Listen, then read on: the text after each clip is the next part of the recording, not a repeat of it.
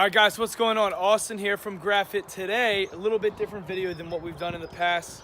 We got Andrew, North Star, back in it. Jeff will be filming today. What's going on, guys? I'll link up their channels. You got a channel?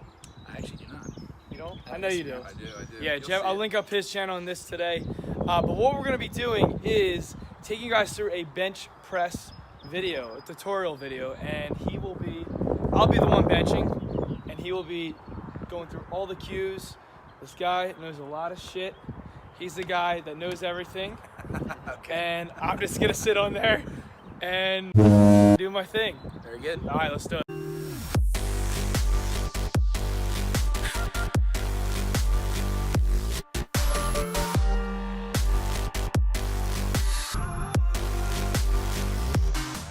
All right, guys. So we are going to get into.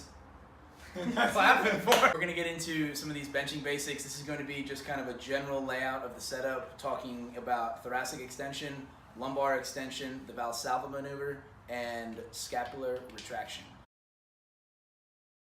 So thoracic extension is arching of the upper back, and shown here, he'll do it without lying back here. Arching of the upper back is you're trying to bring your sternum as high to the barbell as you can to decrease the path of the barbell.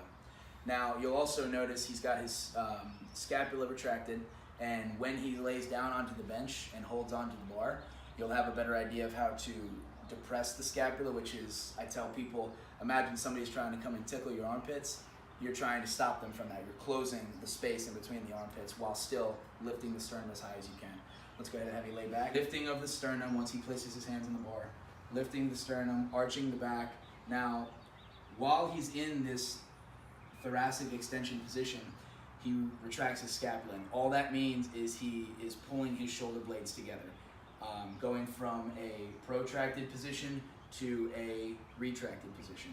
Now also, like we just touched upon, the scapular depression, he's trying to pull his arms in, and that's going to help him lift his shoulders. He's kind of screwing his shoulders onto the pad, and that's going to set his upper back as best he can to have the most stable platform to bench from. So in regards to lumbar extension, arching of the lower back is along the same lines as arching of the upper back. It's to build the most stability in the bench press. Push your sternum up, retract the shoulders, depress the scapula. Now, what you're thinking about doing is when you're arching your back, pushing, like I said, the sternum, but you're also trying to lift the low back as high as you can, almost trying to touch your belly button to the ceiling. Most people, when they talk about the arch, they come to this conclusion that it's a bad thing. The arch itself is not dangerous when there's no vertical loading on the spine. You put yourself in a precarious position when your hips lift off the pad, when you're benching. That's when the back becomes in a vulnerable position. And when we avoid that with proper leg setup, that's not going to be an issue. Back. And extend your back.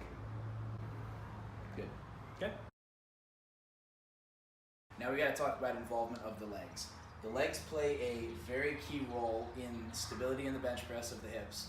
Also, it bolsters your arch, so it essentially will decrease the range of motion if the arch can become big enough. Once they've laid down, to pull their heels towards their back as comfortably as they can. Now, once you're in that position, I tell people to keep the knees out as far as they can comfortably, and I tell them to leg extend themselves off the pad. Now, they're not going to slide on the pad because the weight is in their weight is in their hands, and it's pushing down on the shoulders to keep them from moving. This is just going to create tension in the quads, stabilize the hips, and bolster your arch to create a better platform to bench press from. Now the last part of the bench press setup that we'll go into is talking about the Valsalva Maneuver, or the bracing of the core for tightness is the last aspect of stability. One thing that I have people do that are unfamiliar with the Valsalva Maneuver is I'll have them I'll push into their sides, and I want them to breathe out as far as they can. So push your belly out, push out, yep. Try that again, push out. There you go. It's all tightness in the obliques. Now you can do the same thing with the transverse abdominis, pushing out like that, or you can do it from the obliques, pushing out like that. And that's just creating the most stable platform in the core to help you stabilize the weight you are attempting to bench press. As far as the hand position goes, we want to keep and maintain a neutral wrist through the entirety of the set or the rep, depending on what you're doing. At no point do we want to have any sort of hyperextended wrist position, because that's actually going to alter our bar path.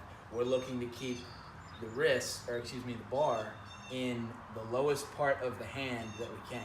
And that's going to keep the bar path directly over the elbows, which is going to help us keep the best possible placement ever. So go ahead, unrack. Now, when we're in this view, and this is for a coaching standpoint, you should keep a vertical forearm when the bar is on the chest. So go ahead, lower it down. So while the bar is here, the elbows should be directly under the wrist, if not very slightly in front, but the forearm should remain vertical at all times. At no point should the forearm look like it's overly far forward or overly pulled back, or push your hand out wider. Move your hand out. Yeah, it shouldn't look like that. That's not going to put the wrists and the elbows in the best position to push the most amount of weight. Go ahead, slide your hand back in. Push up. Rack. I'm talking about touch point in the bench press, and going along the lines of a wider grip is generally going to have a higher touch point, and a closer grip will generally have a lower touch point. Now, anatomics do play a role in this, but I think bar position is a more determining factor of where the bar should touch, which is around the sternum to low nipple area, depending on the athlete. So go ahead, lay back, Austin. So now that we're talking about grip and grip placement on the bar, go ahead, unrack. It's very important to note that when you drop the bar down, that the bar is to make contact with the sternum area, low nipple area. With the wider grip, you're generally going to have a higher touch point, and higher is a relative term. Go ahead and push up, rack it real quick. Go to your close grip, so pinkies on the rings. Go ahead and pop up. Now, the bar will actually be a slightly lower position than what it just was, but following all the criteria that we just talked about. So go ahead, drop down. Vertical forearms, elbows underneath the wrists, wrists not in a super extended position. You want to keep as neutral of a wrist as possible in the low part of the hand, but it is going to be slightly lower than the wider grip. Go ahead, push up. And like I said, wider is going to be a relative term in reference to individual biomechanics. The anatomy of people is going to be different, so you will have to, for lack of better words, play around with where you need to put the bar in order to maintain a vertical form.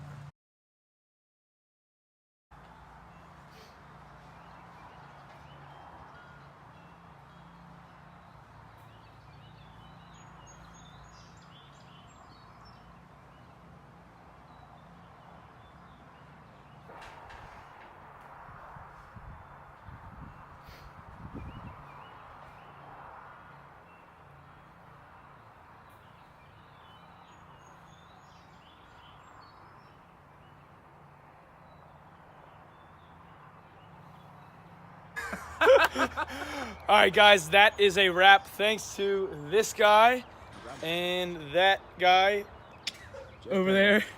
We are done.